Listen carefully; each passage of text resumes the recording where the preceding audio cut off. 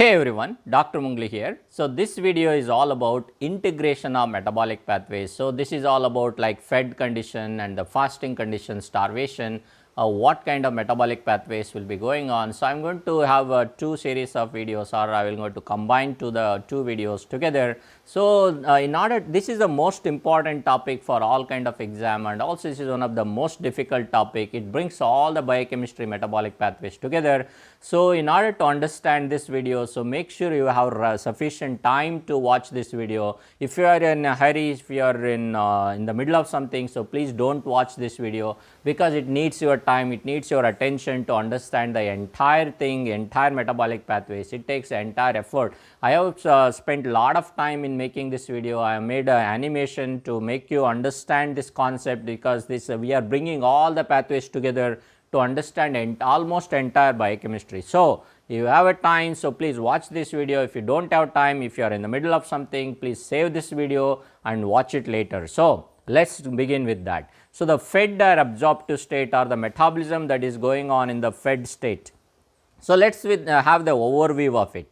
What actually happens when we take, like, when we are in fed condition or the absorptive condition. So, that means we have taken food. So, that means we have taken carbohydrates, we have taken proteins, we have taken lipids. So, what is the carbohydrate digestive product? It is glucose. So, the glucose can undergo oxidation to give energy. Glucose can be stored in our body as glycogen, it can be stored in our body as triacylglycerol, and also some of the glucose intermediates can be converted into, like, metabolic intermediates of glucose can be used for some of the synthesis of some of the biomolecules. So, what comes from the protein digestion? It is the amino acids. So, what happens to the amino acids? Amino acids can be used to make new proteins. They can undergo oxidation for energy purpose, or amino acids can be converted into certain nitrogen containing molecules like heme, purines, pyrimidines, neurotransmitters, cytochrome P450s. So many molecules can be synthesized by the amino acids. Now, let us what comes from the fats, lipids. Lipids give rise to like fatty acids. So, what will happen to the fatty acids? Fatty acids can undergo oxidation for the energy purpose if there is a need for energy, or fatty acids can be stored in our body. Whenever there is excess fatty acids coming into our body, they can be stored in our body in the liver. They can be stored in our body in the adipose tissue.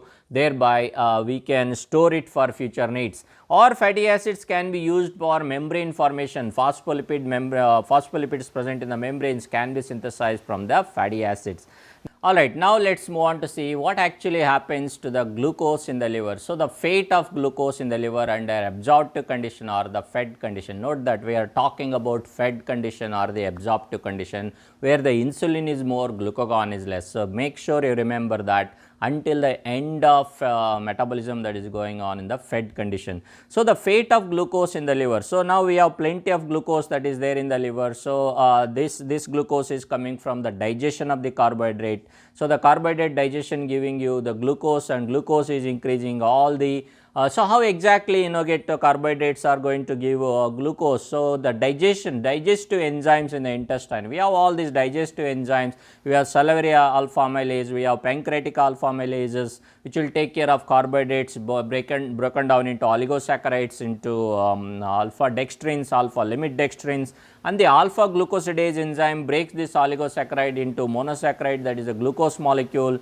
And further we have these dextrinases, isomaltases, maltases enzymes. They will take care of dextrin, maltose, isomaltose molecules, releasing glucose molecules. And then we have sucrases, which will take care of sucrose, and we have lactase, which will take care of lactose. With all these enzymes, all these digestive enzymes, predominant carbohydrate that is coming out of our body is the glucose. So, the glucose level increases in the blood, and that glucose is going to bring increase in insulin level and decrease in the glucagon level from the pancreas. And what will happen? So, the glucose from the blood, it enters into the liver. So, in the liver, the glucose will undergo metabolism. So, what kind of metabolism you are going to see with the glucose in the liver under fed condition? So, glucose undergoes glycolysis. Basically, glucose is oxidized into acetyl CoA.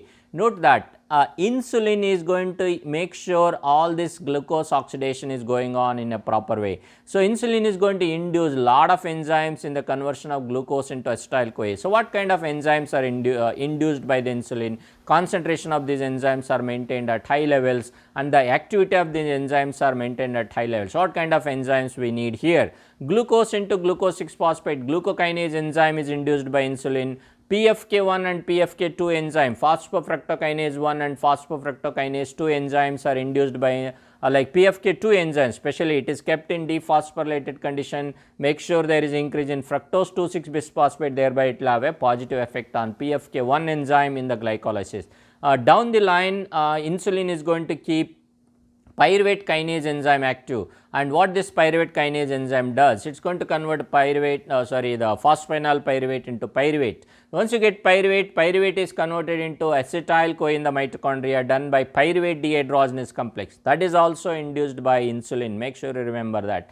And then it enters into the TCA cycle, acetyl-CoA enters into the TCA cycle and it is oxidized into carbon dioxide and you get ATPs. So, you get net 32 number of ATPs per every glucose that is oxidized into carbon dioxide, 6 carbon dioxide molecules. All this process is induced by insulin. So, remember that. And also whenever TCA cycle is getting saturated, at that time acetyl-CoA is diverted into fatty acid synthesis and that process is also induced by insulin. This is a fed condition, remember.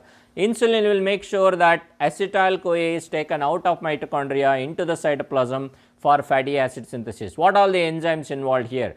Acetyl-CoA, when it is building up, which is making citrate, acetyl-CoA combining with oxaloacetate to make citrate, and the citrate will move out of mitochondria into the cytoplasm done by citrate transporter, and in the cytoplasm citrate breaks down into the acetyl-CoA and oxaloacetate by citrate lyase enzyme, and that is induced by insulin, right. And then the oxaloacetate is converted to malate and malate is converted to pyruvate by malic enzyme, that is also induced by insulin. And note that acetyl-CoA is now in the cytoplasm, that goes into malate malonyl-CoA formation done by acetyl-CoA carboxylase, that is induced by insulin, remember that. Once you get malonyl-CoA go into fatty acid synthesis done by fatty acid synthase complex, that is also induced by insulin. So, and also some of the, so once you make fatty acids will be esterified to glycerol 3-phosphate to make triacyl glycerol, and that is also induced by insulin because glycerol 3-phosphate acyl transferase enzyme is an inducible enzyme. It is induced by insulin and also it is kept active by in dephosphorylated condition by insulin. And once you get triacyl glycerol, this triacyl glycerol will be loaded on to ApoB100 in the liver to make VLDL, and the VLDL is secreted out of the liver into the circulation.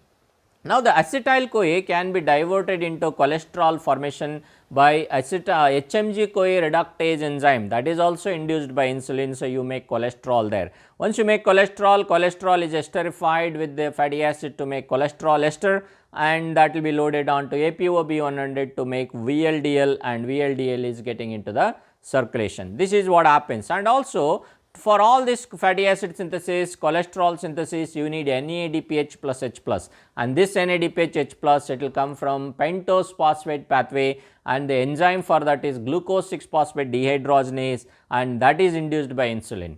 And also note that in the liver, when the glucose is excess, when the glycolysis is saturated, glucose 6-phosphate is converted to glucose 1-phosphate, and glucose 1-phosphate is converted to UDP glucose, and UDP glucose goes into glycogen synthesis done by glycogen synthase enzyme, and that is also induced by insulin. Glycogen synthase is induced by insulin, it is kept active by insulin, thereby more and more glycogen is synthesized in the liver under fed condition. This is what happens to the glucose in the liver under fed condition. Now, let us move on to see what all the enzymes that are active and induced by insulin under fed condition. So, the enzymes that are activated are, we have glucokinase enzyme, we have PFK1 and PFK2 enzyme, we have pyruvate kinase enzyme which is induced by insulin, we have pyruvate dehydrogenase complex which is kept active by insulin there by keeping it in dephosphorylated condition, we have glucose 6-phosphate dehydrogenase for pentose phosphate pathway,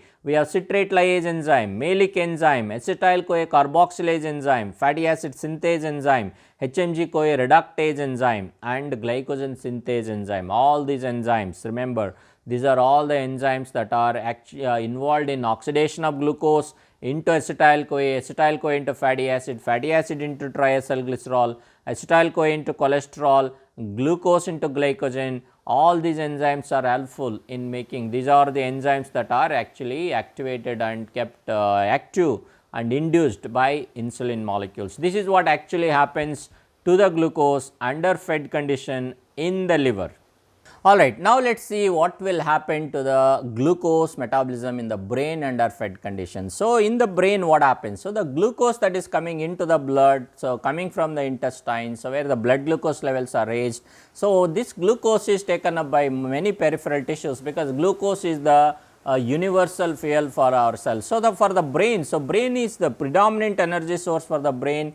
Under fed condition is obviously glucose, brain entirely dependent on the glucose for its energy purpose. So, and once the glucose enters into the brain, so as you can expect, so there is increase in the oxidation of glucose into acetyl CoA, and acetyl CoA enters into the TCA cycle and completely burn down into the carbon dioxide and give those 32 ATPs for the brain. So, actually the under fed condition, like brain uses around 150 grams of glucose per day for all the brain and other neuronal tissues, except during starvation when where they are dependent on the ketone bodies, but glucose is the predominant major energy source for the brain, and brain and other neuronal tissues consumes around about 150 grams of glucose per day. And also note that glucose is the major precursor for neurotransmitters that are synthesized in the brain. So, and whenever blood glucose level falls below 50 milligrams per 100 ml of blood, so the hypoglycemia signs and symptoms sets in. So, this is basically, this is what happens to the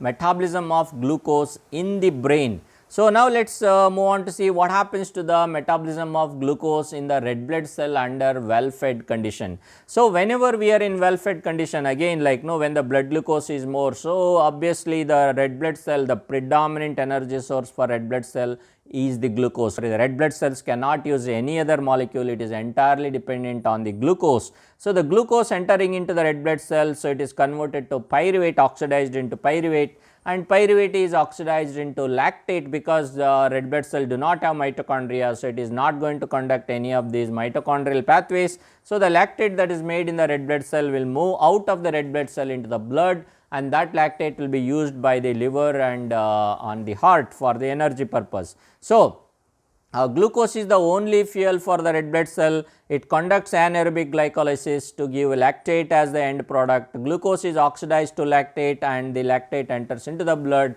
It will be taken up by the liver and the heart, and they will oxidize lactate, convert into pyruvate, and pyruvate basically enters into TCA cycle for energy purpose. So, that is what happens to the glucose in the red blood cell under well fed condition. So, and also note that glucose is converting into 2 lactate, you are going to get 2 ATP molecules, that is the net ATP that we get.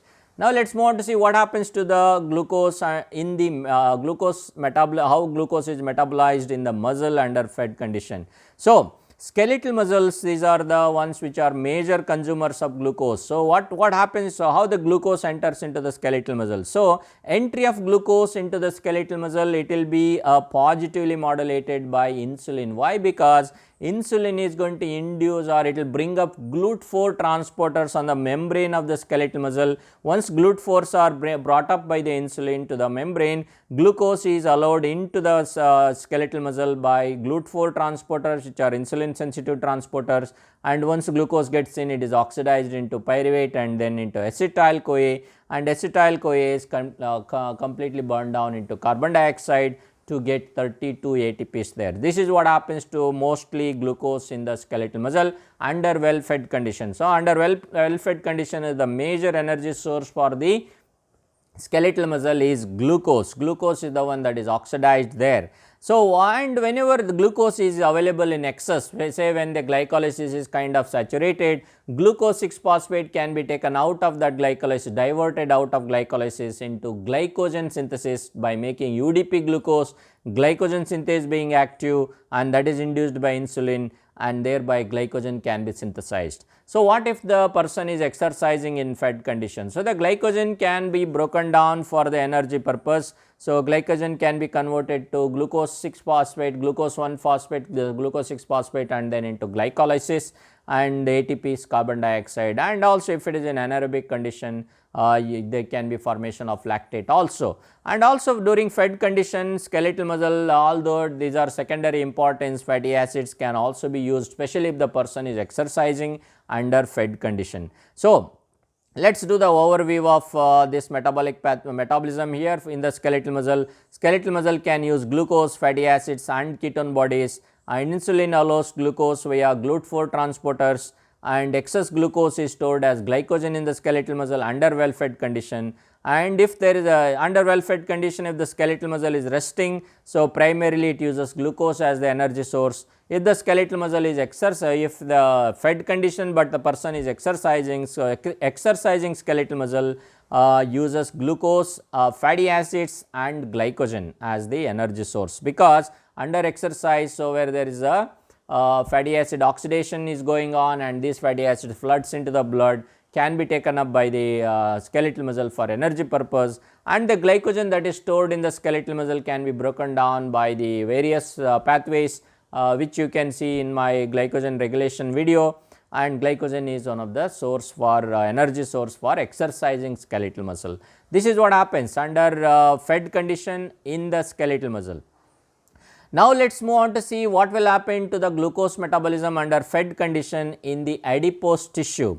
That is, the glucose that is there in the blood, it is allowed to get into the adipose tissue by again GLUT4 transporters, which are insulin sensitive transporters, and glucose entering in there, oxidizing into pyruvate, into acetyl CoA, fatty acids can be synthesized, and these fatty acids can be stored as triacylglycerol. And also glucose provides glycerol 3 phosphate as a backbone for fatty acid esterification, because fatty acids can come from the chylomicron oxidation under well fed condition. Those fatty acid will be esterified with the glycerol 3 phosphate done by glycerol 3 phosphate acyl transferase enzyme, which is induced by insulin, and thereby triacylglycerol is stored in the adipose tissue as white depot fat. So, this is what happens to glucose in the adipose tissue under well fed condition. So, this is what is the recap here. So, I have written, so insulin allows glucose to get into the cell by GLUT4 transporter, adipose tissue uses glucose for energy, excess glucose is stored as triacylglycerol there. Coming with the fate of lipoproteins in the fed condition. So, what happens to the lipoprotein under fed condition? So, whenever we take lipids, like dietary lipids are digested into fatty acids, cholesterol ester, lysophospholipid and all that, and they will be loaded on to ApoB48 to make chylomicrons, which are entering into the lymphatics and thereby getting into the systemic circulation. And in the systemic circulation, what happens? Chylomicrons are broken down or digested, like tags, which are 90% of the chylomicron is triacylglycerol.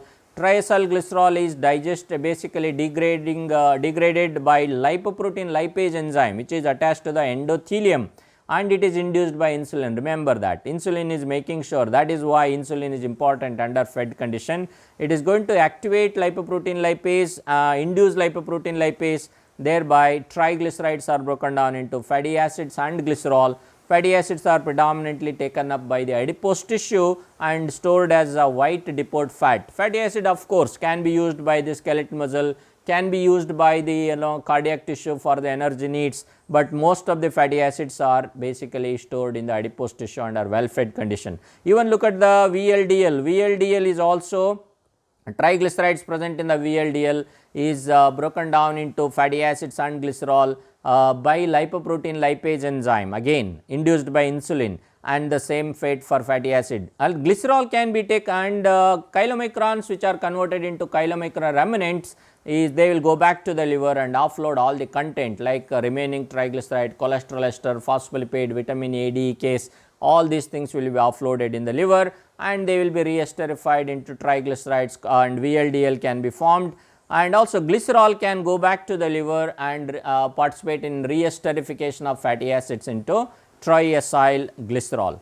Alright, so this is what happens to the lipoproteins under well fed conditions in our body. So basically we have two lipoproteins, that is chylomicrons and the VLDL, which are degraded, triglycerides present in these two lipoproteins are degraded by lipoprotein lipase enzyme, thereby fatty acids are taken out of them and given to the peripheral tissues and most importantly the adipose tissue. Let's recap that in the form of table here. So, the lipoproteins in the fed conditions. So, we have lipoprotein lipase enzyme which is induced by insulin, and insulin basically this lipoprotein lipase releases fatty acids from the triacyl glycerol, and once the triacyl glycerol is degraded, like triglycerides present in the chylomicrons and VLDLs are degraded. So, those fatty acids are taken up by the adipose tissue and other tissues, and in the adipose tissue it is stored as white depot fat, and the glycerol will go back to the liver, and in the liver glycerol is converted to glycerol 3 phosphate, and thereby later it will be participating in the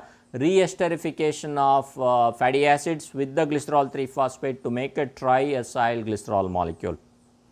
So, that is about lipoproteins. Now, let us move on to see what is the fate of amino acids in the fed condition.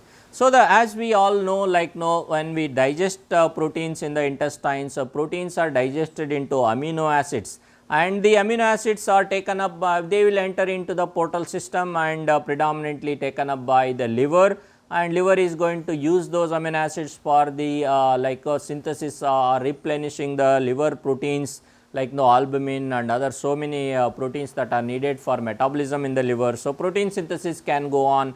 Liver can divert some of these amino acids into nitrogen containing molecules like heme synthesis. They can go into purine synthesis, pyrimidine synthesis, certain enzyme synthesis like cytochrome P450s, which are heme containing molecules. So many things, so many molecules that can be synthesized from the amino acids, and also amino acids can be used for energy purpose if that is needed, but under fed condition generally that is not the fate. But note that if there is excess amino acid reaching the liver, so the carbon part of amino acids can go into acetyl CoA formation ultimately, and acetyl CoA can go into fatty acid synthesis also. Remember that consumption of excess proteins in the well fed condition can make fatty acids in the liver. Remember what will happen to the nitrogen? Nitrogen will go into the urea formation, carbon goes into fatty acid synthesis and nitrogen go into urea formation under well fed condition if you are consuming excess amino acids, excess proteins. And what about other tissues? Other tissues uses these amino acids for new protein synthesis for other nitrogen containing molecules, or other tissues can use this amino acids for energy purpose also, as it is shown here.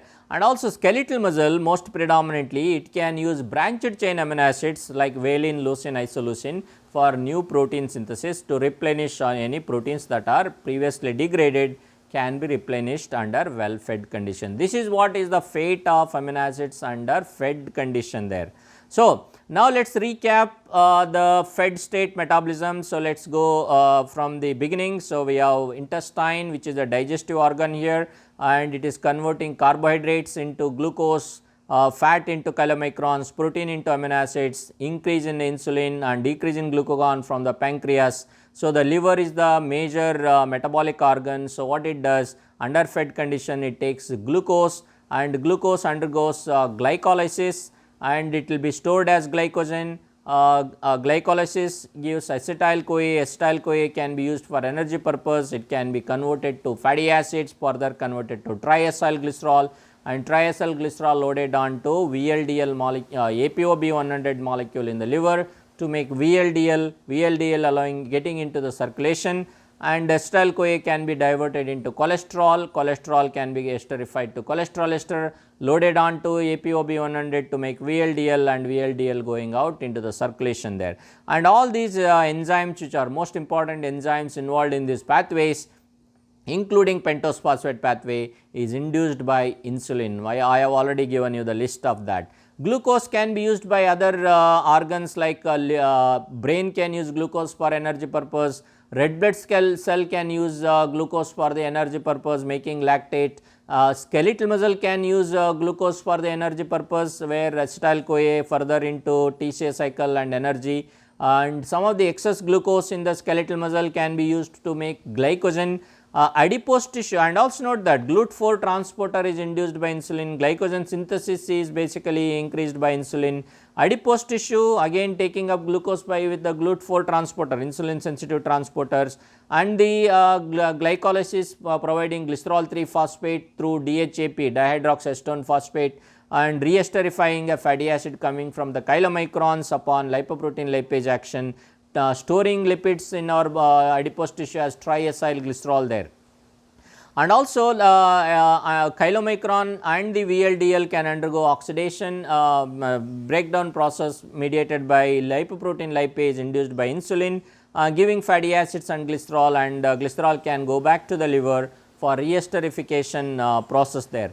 Amino acids can be used by the protein by the liver for new protein synthesis, nitrogen containing molecules. Amino acids can be used by the peripheral tissues for protein important nitrogen containing molecules, or even for energy purpose, and amino acids can be used by the skeletal muscle for new protein synthesis, especially branched chain amino acids will be consumed at a higher rate. So, these are the metabolic fate of carbohydrates, proteins and lipids under well fed condition, primarily mediated by insulin, because insulin is going to keep all these enzymes active, all the important enzymes active. So, which I have already named before. So, just to recap them, so there is digestive enzymes there, but the insulin activated enzymes, we have glycolytic enzymes coming from their glucokinase, PFK1, PFK2, pyruvate kinase, pyruvate dehydrogenase complex, and then we have citrate lyase enzyme, malic enzyme, acetyl-CoA carboxylase enzyme, fatty acid synthase complex, glucose 6 phosphate dehydrogenase, HMG-CoA reductase enzyme, glycerol 3 phosphate acyl transferase enzyme, glycogen synthase enzyme, lipoprotein lipase enzyme. So, all these enzymes actually induced by insulin, and make sure that under well fed condition all this excess energy source is safely stored in our body. Glucose is stored as triglycerides in the adipose tissue, glucose is stored as glycogen in the liver, around 150 to 200 gram of glycogen is stored in the liver, and lot of glycogen is stored in the skeletal muscle, and also the amino acids are used for new protein synthesis. So, the fatty acids are stored, cholesterol ester is stored in our body, sent out of the liver, giving to the peripheral tissues. So, these are all the metabolic pathways that are going on in our body under well fed condition, mediated positively by insulin. So, that is about metabolism under fed condition.